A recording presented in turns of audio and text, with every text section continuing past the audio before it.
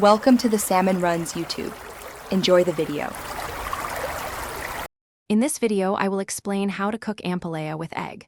First, prepare your bitter melon by slicing it thinly, about 1/8 of an inch.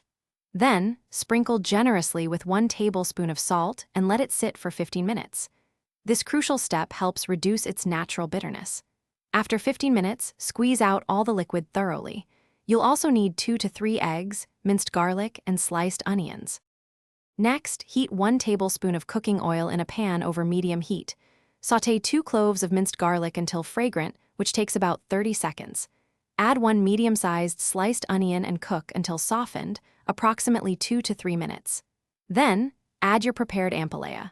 Stir-fry for about 3 to 5 minutes until it's tender crisp, maintaining a vibrant green color. Season with a pinch of salt and pepper. Now it's time to incorporate the egg. In a small bowl, lightly beat your 2 to 3 eggs with a fork.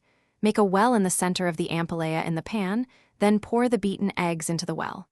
Let the eggs set slightly for about 30 seconds before gently scrambling them and mixing them with the ampalaya.